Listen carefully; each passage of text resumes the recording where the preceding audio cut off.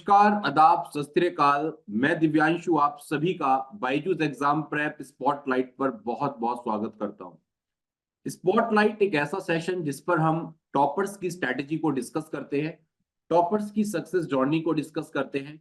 बहुत सारे टॉपर्स आपने हमारे इस स्पॉटलाइट के माध्यम से उनके बारे में सुना है।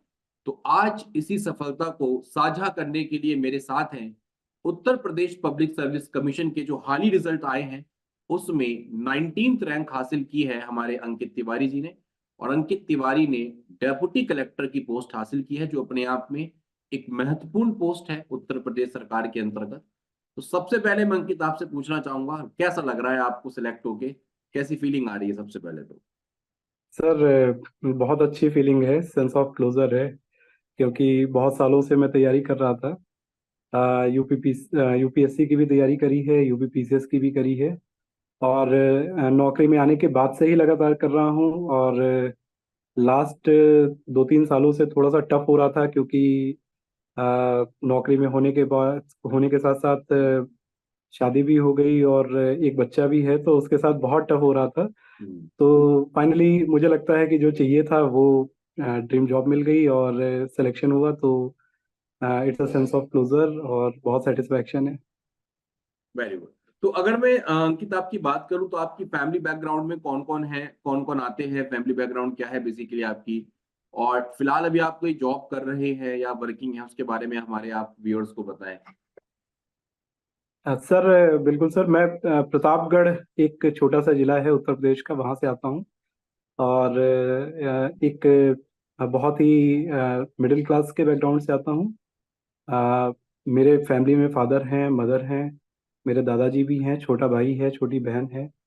और अब मैरिड हूँ, तो मेरी वाइफ है, एक छोटा लड़का है जो 2021 में जिसका बर्थ हुआ। और हाँ, मेरी वाइफ वो ऑलरेडी सिलेक्टेड है पीसीएस में 2017 में। ये वेरी कमर्शियल टैक्स ऑफिसर है। गुड। तो इस समय सर्विंग है लखनऊ में। ओके। मैं खुद 2010 बैच में इनकम टैक्स इंस्पेक्टर सेलेक्ट हुआ था एसएससी के थ्रू। और उसके बाद मैंने इंस्पेक्टर ज्वाइन किया था। इस समय प्रमोट होकर 2018 में मेरा प्रमोशन हो गया था। तो मैं 2018 से आईटीओ के पोस्ट पे हूँ, इस समय लखनऊ में पोस्टेड हूँ। Okay.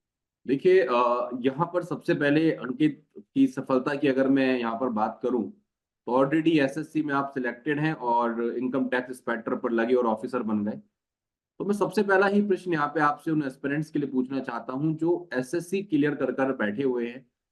They want to do something, वो करना तो बड़ा चाहते हैं कि कोई सेक्शन ऑफिसर बन गया, कोई इनकम टैक्स में है, कोई अच्छी पोस्ट पर है जहां पर उनके पास टाइम है तैयारी करने का।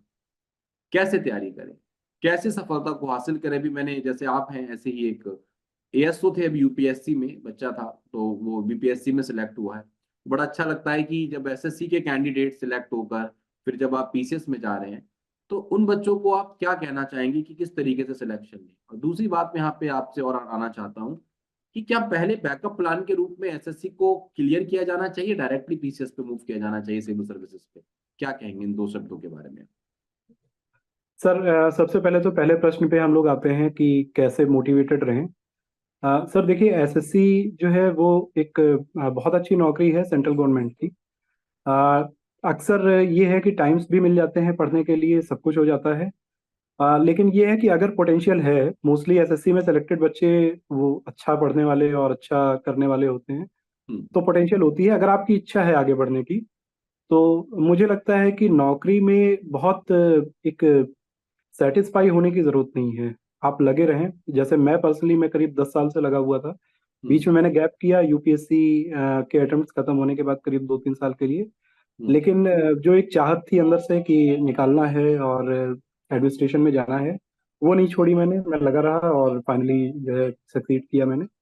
तो आप लगे रहिए और आप कभी अपना टारगेट लूज मत करिए, हम्म। फोकस लूज मत करिए। और मतलब 100% सिलेक्शन होगा, ऐसा कोई। क्योंकि मैंने किया है तो मुझे पता है कि बहुत ज़्यादा आपको कुछ अलग करने की ज़रूरत नहीं है, हम्म। बहुत एक्स्ट्रा आवर्स देने की ज़रूरत नहीं है। ऑफिस आवर्स के साथ में आप जितना टाइम दे सकते हैं उतना बहुत हो जाएगा, बहुत सफिशियंट रहेगा। बस कंसिस्टेंसी होनी चाहिए, लगे रहने की ज़रूरत है। और एक ईमानदारी होनी चाहिए अपने साथ कि आप जो कर रहे हैं सही डायरेक्शन में कर रहे हैं और ढंग से कर रहे हैं। ये ईमानदारी अगर है तो मुझे लगता है सिलेक्शन हो जाएगा। दूसरा प्रश्न की जहाँ तक बात है सर, मुझे लगता है ये एक पर्सनल डिसीजन है, हम्म। क्योंकि दोनों चीज़ों के प्रोज एंड कॉन्स हैं सर। अगर आप नौकरी में आ जाते हैं तो कहीं ना कहीं एक सिक्योर फ्यूचर की वजह से आप बहुत सारी टेंशन से बच सकते हैं, तो उसका फायदा तो है। और अगर आपका फैमिली बैकग्राउंड ऐसा है कि आप सपोर्ट कर सकते हैं या सपोर्ट की ज़रूरत है, तो मुझे लगता है कि कर लेने में कोई ऐसा हर्ज नहीं है, आप चाहें तो निकाल सकते हैं। समय हो सकता है एक्स्ट्रा लग जाए। और अगर आप बिना ज्वाइन किए कर सकते हैं, अगर आपके अंदर आपको लगता है कि मतलब आपकी फैमिली उतना सफ़र नहीं करेगी या उतना उसको शायद नीड नहीं है, तो मेरे ख्याल से बेटर है कि अगर आप अनकम्बर्ड होकर पढ़ाई करते हैं तो बहुत अच्छा रहेगा, क्योंकि आप ज़्यादा आवर्स दे पाएंगे और अच्छे से compete कर पाएंगे, अच्छे से तैयारी कर पाएंगे। तो दोनों चीज़ों के सर प्रोज एंड कॉन्स हैं। मुझे लगता है कि अपने हिसाब से खुद से निर्णय लेना ज़्यादा बेटर है इसमें। राइट। अच्छा अंकित, जहां तक हम बात करते हैं आज की डेट में, अगर हम देखें यूपीपीसीएस को थोड़ा सा करीब से देखें, तो आपका मीडियम क्या रहा? सबसे पहले तो आप अपना मीडियम बताएं एस्पिरेंट्स को सर हमारे। मैंने मेंस इंग्लिश मीडियम से किया है। अच्छा, मेंस इंग्लिश मीडियम से किया। ओके, तो मेंस आपने इंग्लिश मीडियम चूज किया, तो जीएस पेपर 5 और जीएस पेपर 6 जो यूपी स्पेशल के हमारे पेपर हैं, सबसे पहले हमारे स्टूडेंट्स, काफी स्टूडेंट्स के मेरे पास ये क्वेश्चन थे कि सर उसकी स्ट्रेटजी कैसे हम कैटर करें उसको, क्योंकि बहुत सारी मार्केट में आई थिंक उसकी बुक्स अवेलेबल नहीं है, एज पर स्टूडेंट्स कह रहे हैं कि बहुत ज्यादा कंटेंट अवेलेबल नहीं है। तो पेपर 5 और पेपर 6 में सबसे पहले मैं आऊंगा, उसको कैसे कैटर किया जाए? सर पेपर 5 और 6 में आप सही कह रहे हैं, बहुत क्वालिटी कंटेंट नहीं है, बहुत लिमिटेड कंटेंट है। तो सर कंटेंट हमको नेट से और बाकी जो भी सोर्सेज हैं उनसे ढूंढना होगा। हम्म। मैंने सर पर्सनली यूपी गवर्नमेंट की वेबसाइट्स बहुत फॉलो करी हैं। हम्म। जो अच्छे डिस्ट्रिक्ट्स थे, जो बड़े डिस्ट्रिक्ट्स थे, इम्पोर्टेंट थे, हम्म। उनके डिस्ट्रिक्ट की वेबसाइट मैंने फॉलो करी हैं। और कुछ पुरानी रिप्यूटेड बुक्स हैं यूपी की, उनको मैंने देखा है सर। हम्म। बेसिकली सर ऑनलाइन सोर्सेज जो हैं वो बहुत अच्छे हैं।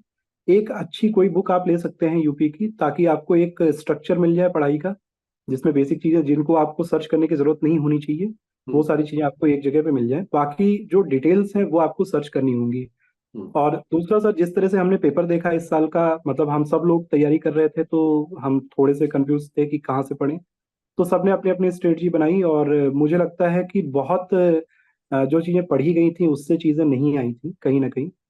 तो लेकिन जो पढ़ा हुआ था उसका इस्तेमाल ज़रूर हुआ, हम्म। उसको यूज़ किया। तो मुझे लगता है कि मतलब वेरियस सोर्सेज से, और चूंकि अब इस साल से बेटर सोर्सेज आने की उम्मीद है, तो उससे थोड़ा सा फायदा होगा लोगों को। लोगों के पास एक एग्जांपल है कि हम्म। कैसे क्वेश्चन यूपी ने पूछे हैं पिछले साल में। हम्म। तो मुझे लगता है ऑनलाइन प्लस ऑफलाइन मिक्सचर एक जो है बनाना पड़ेगा लोगों को उसके राइट। लिए। तो बुक की अगर हम बात करें तो कौन सी बुक रेफर की जा सकती है पेपर 5 और पेपर 6 के लिए? सर मैंने राकेश सारस्वत जी की बुक है वो फॉलो करी थी। हम्म। उसके अलावा एक सीनियर रिटायर्ड ब्यूरोक्रेट हैं सुबोध झा जी, उनकी बुक मैंने देखी थी। मतलब मैं एग्जैक्ट नहीं हूँ, शायद यही नाम है। हम्म। और बाकी ऑनलाइन सोर्सेस ठीक मोस्टली है। फॉलो किए थे सर। तो अब हम आते हैं तैयारी के सबसे मेन फेज पे। जो बिल्कुल न्यू एस्पिरेंट्स हैं, जो भी तैयारी जिन्होंने स्टार्ट की है, जो ग्रेजुएशन के फेज से निकले हैं, वो कहाँ से अपनी तैयारी स्टार्ट करें? अगर मैं आपसे बात करूं तो सबसे बेसिक ही चीज है कि स्टार्ट कहाँ से किया जाए, कहाँ से स्टार्ट करें। सब एवरीवन वांट्स कि आपका इंटरव्यू देखेंगे, उनको लगेगा कि यार अब मुझे बन जाना चाहिए, मैं डीएसपी या डेप्यूटी कलेक्टर बनूं। किसी और का देखेंगे, फिर मोटिवेशन आ जाएगा। अब उनको सोर्स ही नहीं पता पढ़ना कैसे है, तो आप उन एस्पिरेंट्स के लिए क्या कहना चाहेंगे? कहाँ से शुरुआत की जाए? ऐसे एस्पिरेंट अपनी शुरुआत कहाँ से करें, उसके बारे में आप बताएं। सर मुझे लगता है कि शुरुआत अपनी एक अपना अपने आप को एक आंकना पहले ज़रूरी है हम्म। कि आप कहाँ तक हैं। अगर आर्ट्स बैकग्राउंड के हैं तो बहुत सारे बच्चे ऐसे होते हैं जो अच्छे खासे मतलब कुछ सब्जेक्ट्स में वेल वर्स्ड होते हैं। हम्म। तो अगर आप एकदम शुरू से शुरू कर रहे हैं, जीरो से शुरू कर रहे हैं, तो मुझे लगता है एनसीईआरटी या फिर किसी भी स्ट्रीम की छोटी जो क्लासेस की बुक्स हैं, वो एक आपको ओवरऑल पिक्चर बहुत अच्छा देती हैं। तो हम्म। वहाँ से शुरू करें, फिर धीरे धीरे बढ़ते जाएं। स्टैंडर्ड बुक्स हैं, हम्म। मुझे लगता है हर जगह सोर्सेज लिखे होते हैं, सबको पता होती हैं। हम्म। स्पेक्ट्रम है और लक्ष्मीकांत है, गोशिंग लियोंग है ज्योग्राफी के लिए। ये सब बुक्स लगभग हर जगह पता चल जाती हैं लोगों को। इनको स्टैंडर्ड बुक्स जरूर पढ़ें सर। मतलब मैं ये कहूँगा कि आप उनको ना स्किप करें। हम्म। डायरेक्टली नोट्स और डायरेक्टली कोचिंग सोर्सेज पर जाने की बजाय पहले स्टैंडर्ड बुक फॉलो करें, उनसे अपने नोट्स बनाएं और एनसीईआरटी फॉलो करें। तो धीरे धीरे करें, एक एक स्टेप आगे बढ़ें, तो मतलब मुझे लगता है कोई दिक्कत नहीं होनी चाहिए ग्रेस्प करने में। हम्म।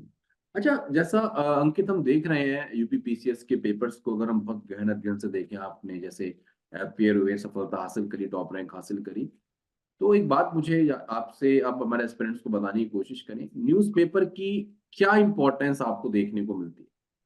अगर हम वास्तविकता में देखें, क्या बच्चे को एडिटोरियल में बहुत ज्यादा जाने की जरूरत है, बहुत ज्यादा टाइम देने की आवश्यकता है? जिस तरीके का यूपी के जीएस के, अगर हम 6 के 6 पेपर्स की बात करें, उनके पैटर्न्स की बात करें, आपके अकॉर्डिंग क्या स्ट्रेटेजी होनी चाहिए न्यूज़पेपर रीडिंग्स की या करंट अफेयर्स को कैटर करने की? क्या बेस्ट सोर्स हो सकते हैं और स्मार्ट स्ट्रेटेजी के साथ? सर, अगर मैं यूपी की सिर्फ बात करूं, यूपीएससी का मींस जो है और प्री जो है वो अलग पैटर्न पे है, और यूपी पीसीएस का पैटर्न थोड़ा सा प्री का प्रिडिक्टेबल होता है। हम्म। तो यूपी यूपी पीसीएस के लिए अगर मैं बात करूं सर, तो मुझे लगता है कि न्यूज़पेपर प्री सिर्फ अगर आपको देखना है तो उसके लिए बहुत इंपॉर्टेंट नहीं है। हम्म। क्योंकि मैं सर पर्सनली चूंकि जॉब में था तो बहुत हम्म। नहीं कर पाता था न्यूज़पेपर्स। तो मैंने मोस्टली सर जो एनुअल एडिशंस आते थे करंट अफेयर्स के, उन्हीं को फॉलो किया है। न्यूज़पेपर हालांकि पढ़ना, एक पासिंग रूप में पढ़ना जो है वो मैंने जारी रखा लगातार। हम्म। न्यूज़पेपर के सर बहुत सारे बेनिफिट्स होते हैं, करंट अफेयर्स अकेले नहीं। हम्म। राइटिंग आप कैसे करेंगे, उसकी शैली उससे आपकी बनती है, और बहुत सारे करंट टॉपिक्स हैं जिन पे आपकी अंडरस्टैंडिंग एक डेवलप होती है। और अगर आप स्टैटिक पोर्शन पढ़ रहे हैं साथ में न्यूज़पेपर पढ़ रहे हैं, तो दोनों को इंटर रिलेट जो करेंगे तो उससे जो अंडरस्टैंडिंग डेवलप होगी, उसका और कोई चारा नहीं है सर। तो न्यूज़पेपर अगर आप पढ़ सकते हैं, टाइम दे सकते हैं, तो उसका कोई ऑप्शन नहीं है। अगर हम्म। आप नहीं कर पा रहे हैं तो मुझे लगता है कि कोई बहुत मतलब अपने आप को बीट करने की जरूरत नहीं है कि मैंने आज का न्यूज़पेपर मिस कर दिया। हम्म। तो आप जितना पढ़ सकते हैं पढ़िए, जिस दिन का मिस हो जाए कोई दिक्कत नहीं, आप मिस कर दीजिए। अगले दिन का उठाइए, उसको फॉलो करिए। मैंने देखा है, मैंने खुद भी किया है सर, मतलब इसके पहले भी किया है कि हम न्यूज़पेपर 4 दिन का 5 दिन का इकट्ठा कर लेते हैं, जब मिस हो जाता है फिर कोशिश करते हैं पढ़ने की। वो हम्म। पॉसिबल नहीं है सर, मतलब वो अक्सर ऐसा होता है कि हम 2-3 आर्टिकल्स पढ़ते हैं, 4 आर्टिकल्स पढ़ते हैं, या हम्म। उनको पढ़ने के चक्कर में बहुत सारी चीज़ें फिर और ज़रूरी चीज़ें मिस करते हैं। तो मुझे लगता है कि बहुत उस पर परेशान होने की जरूरत नहीं है, जितना पढ़ सकें। और अगर आप फुल टाइम एस्पिरेंट हैं तो फिर न्यूज़पेपर इज अ मस्ट, आप उसको पढ़िए, और अच्छे से पढ़िए तो बहुत फायदे उसके होंगे। प्री के अलावा मेंस, इंटरव्यू, हर जगह पे बहुत फायदे होंगे उसके। राइट। अच्छा, अगर हम बात करते हैं जीएस मेंस के जो हम पेपर है हमारे, जैसे आपका जीएस 1, जीएस 2, जीएस 3 की खासकर मैं बात करूंगा यहाँ पर, तो अगर हम प्री और मेंस को साथ लेकर चले, तो क्या स्ट्रेटेजी हम फॉलो कर सकते हैं और किन बुक्स को हम फॉलो करें कि हम अपनी इसकी जीएस 1, जीएस 2, जीएस 3 के साथ साथ सबसे इंपॉर्टेंट प्रीलिम्स की भी तैयारी साथ साथ हम अच्छी कर सकें? उसके लिए आप क्या बेटर यहाँ पर स्ट्रेटेजी देना चाहेंगे? सर, प्री और मेंस की तैयारी वैसे तो अलग अलग नहीं करनी नहीं चाहिए, करना साथ ही चाहिए। होती है हमेशा से। तो एक साथ पढ़ें। प्री के लिए थोड़ा सा करीब 1-2 महीने का समय दें कि कुछ फैक्चुअल चीज़ें हैं, हम्म। और पीवाईक्यूज करें। पीवाईक्यूज बहुत हेल्पफुल हैं यूपी पीसीएस के लिए। हम्म। अगर आपने पीवाईक्यूज कर लिए हैं, खासतौर पे ऐसे पेपर्स में जिसमें रिपीटेड क्वेश्चंस बहुत आते हैं, हम्म। जनरल साइंस है या इकोनॉमी, एनवायरनमेंट है, इकोलॉजी है, तो इनको आप अगर कर लेते हैं तो उसमें बहुत फायदा मिलेगा। हम्म। और जो फैक्चुअल चीज़ें हैं पॉलिटी वगैरह की, उसको अच्छे से जो है एक जगह नोट कर लें, अपने नोट्स में बना लें, हम्म। उनको रिवाइज कर लें। इसके अलावा जो आपकी मोटी तैयारी होनी चाहिए वो दोनों की साथ में चलनी चाहिए। प्री कम मेंस एक साथ तैयारी होनी चाहिए, और एक आपका नोट्स तैयार होना चाहिए। मैंने सर पहले नोट्स नहीं बनाए थे, तो इस बार मैंने चेंज किया अपने अप्रोच में। मैंने इस बार पुराने नोट्स अपने सारे डिस्कार्ड किए और मैंने फ्रेश नोट्स बनाए सर। ओके। और टाइम भी दिया उस पर अच्छा खासा, लेकिन वो बहुत फ्रूटफुल रहा। मैंने अपने खुद के नोट्स बहुत शॉर्ट में बनाए सर। बुक्स यूज़ किए, और जैसे पॉलिटी के लिए बेयर एक्ट यूज़ किया, हम्म। मैंने न्यूज़पेपर आर्टिकल्स यूज़ किए, और एक कंप्लीट पैकेज सा नोट्स बनाया मैंने कि जो मतलब मेरे के लिए टेलर्ड था, मेरे यूज़ के हिसाब से था। और उसमें मुझे पता था कि कहाँ पे क्या चीज़ें हैं, और उसको रिवाइज किया तो उसका बहुत फ़ायदा मिला। तो आप नोट्स बनाएं हर चीज़ के, हर सब्जेक्ट के, जहाँ तक हो सकता है, और उसको रिवाइज करें। प्री के लिए मेरे हिसाब से इतना सफिशिएंट है। यूपी पीसीएस के प्री में फिर आपको परेशान होने की ज़रूरत नहीं होनी चाहिए, करंट अफेयर्स पढ़ें, अपने नोट्स दोहराएं और PYQs सॉल्व करें तो उतने में हो जाएगा आराम से।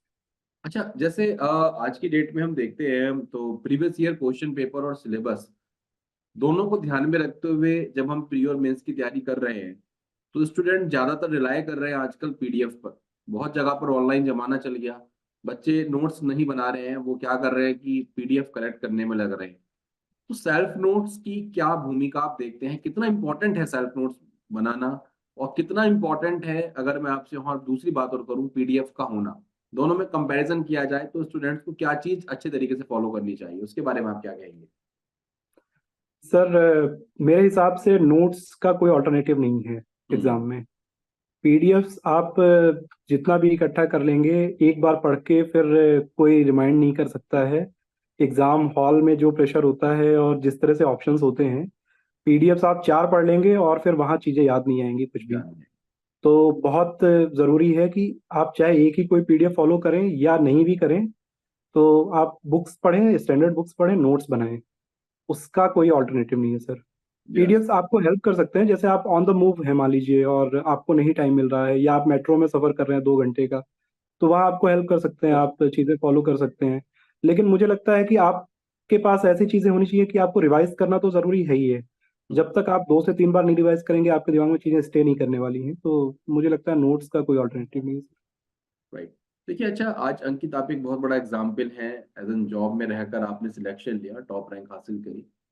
तो उन एस्पिरेंट्स के लिए क्या कहना चाहेंगे जो जॉब में है और जिनके पास चाहते तो हैं पढ़ना, सिलेक्शन लेना चाहते हैं कि भाई जॉब में रहकर कैसे तैयारी करें, टाइम नहीं मिलता है, समय नहीं मिलता है, समय है लेकिन समय नहीं मिलता है, तो उनके बारे में आप क्या कहना चाहेंगे कि किस तरीके से जॉब में रहकर आप अपनी तैयारी को बेहतरीन कर सकते हैं?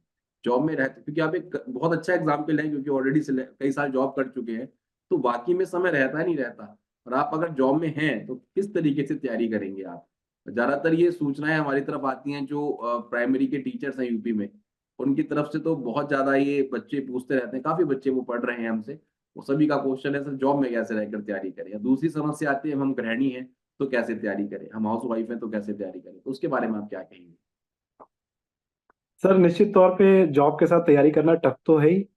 क्योंकि आप 5 या 6 घंटे भी अगर प्राइमरी टीचर्स की बात करें, 5 6 घंटे भी अगर आप दे रहे हैं, या फुल टाइम जॉब कर रहे हैं, 10 to 5 का भी कर रहे हैं, तो अगर बहुत वर्कलोड नहीं भी है तो भी एग्जॉस्ट तो हो ही जाते हैं, मेंटली बहुत एग्जॉस्शन होता है। तो मुझे लगता है थोड़ा टफ होता है, लेकिन अगर आपको चाहिए कि मुझे सेलेक्ट होना है और आपके अंदर जज्बा है, तो फिर आपको टाइम मैनेज करना होगा, क्योंकि कोई आपकी हेल्प तो करने नहीं जा रहा है उस चीज़ में, वो राइट। आपको टैकल करना है। और आपको ऑनेस्ट होना है अपने लिए कि आपको करंट जॉब में रहना है या आगे बढ़ना है। करंट से अगर आप सेटिस्फाइड हैं और सिर्फ नाम के लिए तैयारी कर रहे हैं, तो वो फिर आप अपने साथ भी और अपनी जॉब के साथ, दोनों के साथ न्याय नहीं कर रहे हैं, और कहीं ना कहीं मेंटल डिससेटिस्फैक्शन के भी शिकार हो जाएंगे। तो बेटर है कि एक मतलब छोटा सा शेड्यूल बनाएं, 2 साल का, एक 1.5 साल का, 2 साल का, कि मुझे इतने में सेलेक्ट होना है, अदरवाइज फिर मुझे मूव ऑन करना है। जैसे हम्म। मेरे साथ पर्सनली, मतलब मैं ये बात बोल रहा हूँ, मेरे साथ पर्सनली बहुत लंबा समय हो गया। हम्म। लेकिन क्योंकि मैंने बहुत सारी गलतियां करी, मैं चाहता हूँ कि लोग वो सारी चीज़ें ना करें। जी। और मैंने वो चीज़ें करी हैं, जो मैं कह रहा हूँ वो चीज़ें मैंने करी हैं। मैं तैयारी भी करता था, नहीं भी करता था, और टाइम अक्सर जो है ऐसा होता था कि होने के बावजूद नहीं हो पाता था, जो जैसा आप कह रहे थे। हम्म। तो कहीं ना कहीं आपको मतलब रुक के पॉज एंड पॉन्डर करना पड़ेगा कि मतलब मुझे करना है कि नहीं करना है। हम्म। और अगर करना है तो फिर पूरा टाइम देना है, स्ट्रेटजी भी बनानी है और रास्ते भी निकालने हैं। हर समस्या का हल भी ढूंढना है सर, समस्याएं बहुत हैं, हम्म। समस्या का हल आपको ढूंढना है, समस्याओं पे नहीं फोकस करना है। और कुछ भी रास्ता अपनाएं, कैसे भी करें, सुबह पढ़ सकें सुबह पढ़िए, रात को पढ़ सकें। मैं पर्सनली ऑफिस से आता था, उसके बाद 1 घंटे की नैप लेता था, उसके बाद मैं पूरी तरह से फ्रेश होता था, फिर मैं रात 1 2 बजे तक पढ़ता था, फिर सुबह थोड़ा देर से ही उठता था, फिर ऑफिस करता था, फिर मतलब वो वही चक्र चलता था। हम्म। और वीकेंड्स पे मेरे पास पूरा टाइम होता था, तो ऐसा नहीं सर, टाइम बहुत निकल आता है। थोड़ा सा फायदा रहा क्योंकि लंबी तैयारी रही, तो बहुत ज़्यादा नहीं पढ़ना पड़ा मुझे लगता है दूसरों के मुकाबले। लेकिन फिर भी टाइम सर, टाइम आपको निकालना ही पड़ेगा, कहीं ना कहीं से मैनेज करना पड़ेगा। तो यही इम्तिहान है चरित्र का कि कितना अच्छे से आप चीज़ों को, मुश्किलों को झेल पाते हैं, हल कर बिल्कुल। पाते हैं समस्याओं को। अच्छा अंकित, अगर हम बात करें तो सिविल सर्विस का मोटिवेशन आपके अंदर आया कब, कब लगा कि अब पीसीएस को क्लियर करते हैं? शादी के बाद आया, शादी से पहले आया? सर, था तो हमेशा से। पेरेंट्स की बहुत इच्छा थी कि मैं सिविल सर्विसेज में आऊँ। मैंने यूपीएससी इंटरव्यू भी दिया, लेकिन बहुत नौकरी के साथ करते हुए बहुत सिंसियर ना होने की वजह से, मैं मतलब खुद एक्सेप्ट करता हूँ इस चीज़ को, बहुत समय लग गया। लेकिन था हमेशा से सर कि मुझे करना है। बीच में हिकअप्स आए 2-3 साल, और ये भी था शादी के बाद भी, चूंकि पत्नी थी टीसीएस, तो थोड़ा सा मोटिवेशन उसकी वजह से भी मिला। हम्म, और उसका सपोर्ट भी बहुत रहा, उसने चीज़ों को सीरियसली लेना भी सिखाया। तो मैं बहुत लाइटली लेता था चीज़ों को, इसीलिए मैं आपके चैनल से मैं कहना भी चाहता हूँ सर कि मतलब लोग लाइटली लेते हैं एक्चुअली। हम्म, और मैं भी लेता था, लेकिन उसके सपोर्ट से, उसकी हेल्प से, और कहीं ना कहीं अंदर से ऐसा आया कि नहीं, मुझे करना है तो फिर ढंग से करना है, अदरवाइज नहीं करना है। जी। तो उसका बहुत पॉजिटिव इफेक्ट रहा सर इस साल। तो आपकी जो धर्मपत्नी है, तो उनका योगदान कितने प्रतिशत आप मानते हैं अपनी सफलता में, और कैसा योगदान सर, मानते सर बहुत बड़ा योगदान है, प्रतिशत में तो नहीं आंक सकते सर, लेकिन बहुत बड़ा योगदान है। हैं? और अगर हम आपकी फैमिली की बात करें, तो फैमिली के मोटिवेशन फैक्टर्स को आपने कैसे कायम किया कि खुद भी मोटिवेट रहे और फैमिली को भी आप एक मोटिवेशन फैक्टर में रखें, उसको कैसे कैटर करते थे आप? सर फैमिली थोड़ा सा ये संतुष्ट थी कि हाँ जॉब में है, अच्छी जॉब में है, हम्म, कोई ऐसी दिक्कत नहीं, सेटल्ड है लड़का। पर ये था कि उनकी दिली इच्छा थी, और मुझे लगता था कि अगर मैं कर पाया तो उनके लिए बहुत खुशी की बात होगी। वो वही चीज़ थी जो मेरे लिए मोटिवेशन का कारण थी। भाई। अच्छा, अगर हम बात करें कि आज की डेट में जब आप तैयारी के फेज में हैं, तो मॉक टेस्ट की क्या अहमियत आप देखते हैं? कोई भी मॉक टेस्ट आप देते हैं, आई थिंक आपने मॉक इंटरव्यू भी दिए होंगे, अगर दिए हों तो, या मॉक टेस्ट जो भी आप देते हैं, उसकी क्या अहमियत आप समझते हैं आज की तैयारी के दौरान? जरूरी है देने मॉक टेस्ट वगैरह, या मॉडल टेस्ट पेपर देने जरूरी होते हैं, या फिर ऐसे ही काम चल सकता है? सर मेरा पर्सनल मानना ये है कि प्री के लिए अगर पीवाईक्यू सॉल्व कर रहे हैं तो, अगर आप मॉक दे रहे हैं तो बहुत अच्छा है, नहीं दे रहे हैं तो यूपी में बहुत फर्क नहीं पड़ने वाला है। मेंस के लिए बहुत ज़रूरी है सर हम्म, मॉक, क्योंकि आप किसी एक अच्छे सेंटर से एक मॉक अगर दे रहे हैं और उसका इवैल्यूएशन देख रहे हैं, तो लिखने में क्या कमियां हैं वो पता चलना बहुत ज़रूरी है। हम्म, अच्छे सोर्सेज से अपनी जो आंसर्स हैं उसको चेक कराएं, और मॉक दें। तो वो मेंस में तो सर राइटिंग ही सब कुछ है, जो आप लिख रहे हैं उसी पे आपको नंबर्स मिलने हैं। राइट। तो मेरे हिसाब से मेंस के लिए मॉक बहुत एसेंशियल है। साक्षात्कार के लिए अगर मॉक दे रहे हैं तो बहुत अच्छा है, नहीं भी दे रहे हैं तो कोई दिक्कत नहीं, पर एक परिचय हो जाता है पूरे प्रोसेस से। एक बार आप उस हम्म, दौर से होके गुजर जाते हैं तो थोड़ा कॉन्फिडेंस बनता है, हम्म, और थोड़ा सा जो भय होता है वो समाप्त होता है। तो इंटरव्यू के लिए भी मतलब मॉक दे लेने में कोई हर्ज नहीं है। तो मुझे राइट। लगता है कि प्री के अलावा, मैंने प्री का पर्सनली मॉक नहीं लिया था, हम्म, इसके अलावा मेंस में मैंने टेस्ट सीरीज ज्वाइन करी थी, हम्म, और इंटरव्यू से पहले भी मॉक मैंने दिया था, तो वो दोनों चीज़ें बहुत हेल्पफुल रहती हैं। राइट। अच्छा अंकित, अब लास्ट मोमेंट पे मैं आपसे हमारे जो एस्पिरेंट्स हैं उनके लिए कुछ मोटिवेशनल शब्द जानना चाहता हूँ आपसे, कि वो आपकी इन बातों को माने और अपनी सफलता में बहुत अच्छे प्रयास करते आगे बढ़े। क्या कहना चाहेंगे हमारे एस्पिरेंट्स के लिए, आप सभी के लिए? सर मैं अपना पर्सनल एग्जांपल प्रेजेंट करना चाहूँगा कि लगभग 10 साल की तैयारी मेरी रही, और कहीं ना कहीं सिलेक्शन से पहले एक डिमोटिवेशन आ जाता है कि पता नहीं होगा कि नहीं होगा, बहुत हम्म, अच्छा करने के बावजूद। लेकिन आप अपने ऊपर भरोसा बनाए रखें, हम्म, और अपनी क्षमता पे भरोसा बनाए रखें, प्रयास जारी रखें, सफलता निश्चित तौर पे आपके कदम चूमेगी। Hmm. So thank you so much Ankit, और हमारे साथ आज अंकित ने बहुत ही अच्छी, बहुत ही मेन कोर बातें आपको बताई हैं जो आपकी यूपीपीएससी की तैयारी में बहुत हेल्प करेंगी। बैजूस एग्जाम प्रेप की तरफ से मैं आपका यहाँ पर बहुत बहुत एक तरीके से स्वागत भी करूंगा, और बहुत बहुत आपको मुबारकबाद दूंगा कि आप उत्तर प्रदेश सरकार के साथ मिलकर एक नया मुकाम हासिल करें और एक बहुत अच्छा thank you so much sir. पर पद सुशोभित करते रहें। धन्यवाद, thank you so much. Thank you so much sir.